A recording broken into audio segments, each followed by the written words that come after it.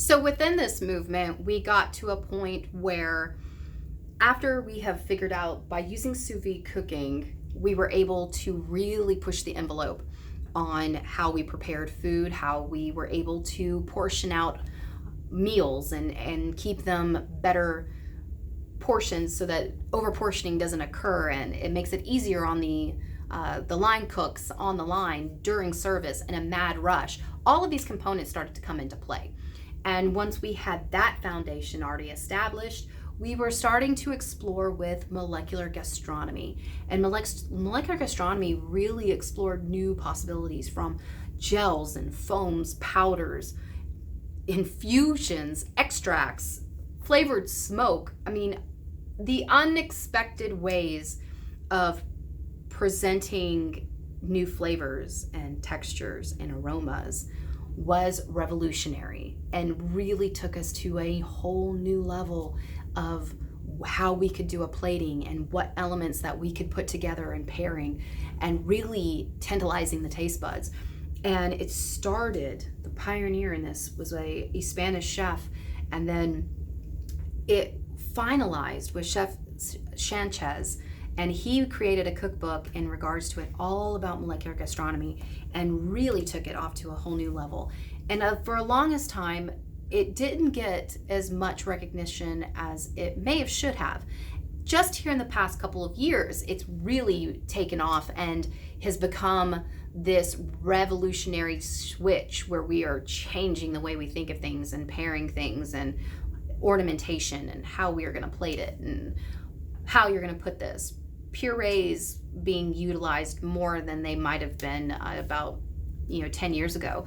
So it was really a great kickstart to changing and kind of getting to a really more modern way of cooking and presenting our dishes as a whole, meaning for the whole industry. And now we're going to kind of get off that tangent, and we're going to talk about the organization of the modern kitchen. And really, the way a kitchen is organized depends on several factors. One, most important, the menu. The menu sets the tone for everything. It sets the tone for the type of cuisine you have, what you need for your facility, what kind of food, can you receive it, can you use it? Everything stems from your menu. The type of establishment. What kind of place are you going to have? Is it going to be a restaurant? Is it going to be catering banquet service? Is it going to be attached to a hotel? All of this stuff makes a huge difference on what you prepare. The size of the operation. How many people can you have dining in your establishment? How big or small will it be? Physical facility itself, from the equipment to what you have and don't have, what you need to get, all of that plays a factor. Then we shift into the classical brigade. Now, the classical brigade, as I mentioned earlier on in my lecture, goes from the very beginning of Escoffier's plan. He created the brigade system in order to simplify the kitchen, to organize it, to make it more streamlined. If every person had a position, had a responsibility, a set line of tasks that were just for them to accomplish, you would be able to get more done in a more efficient time setting and be able to accomplish so much more. Instead of having people bumbling over themselves, two people trying to do the same task. Those things were taken out of the equation by giving everyone a set list of tasks, set responsibilities, things that only they would be in charge of. So to get that started, the first thing that you need to know is that a chef is a person in charge of a kitchen, obviously. But in a large establishment, they may be called an executive chef. If a food service operation is large and has several individual departments or several units in different locations, each of those kitchens will have a chef de cuisine who actually will report to the executive chef. Then you'd have a sous chef, which is a second in command. They are in control of product and also staff production as well, and staff supervision. They would be making sure that the right number of people come in for the right shift, that every man is dressed properly, that scheduling scheduling issues, educational issues, meaning training. All of that would fall underneath the sous chef.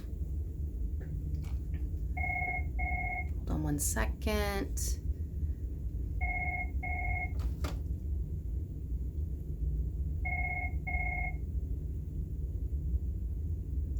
Then we go into our station chefs, and these are the ones that are in charge of specific areas of production. So you have a saucier. They are responsible for sauces and stews and stocks and hot hors d'oeuvres, sauteed items, all of those things. Then you have your poissonnier. They are fish dishes, fish preparation. Rôtissier, roasted or braised meats, gravies, broiled items as well. Then you have a grillard. They are in charge of the broiler, all your meats, deep frying, fish, all of that. Garmager, cold foods, including salads, dressings, pâtés, cold hors d'oeuvres, buffet items, meaning your crudité to your sliced fruits and melons. Pâtissier, pastries and desserts. A tournée is a swing shift cook or a relief cook, basically. Then you have an expediter or an aumônier. They are mostly take their orders from the waiters and then pass them along to the cook. They're kind of that mediator and keep the peace. They're also the last line of defense for the back of the house. And make sure all of the plates are done correctly, right components to match up to the ticket, make sure that each server has everything that they need for that table, and then they send that out. And that's where I'm going to stop from this one. Check out the next video and we will continue on from there.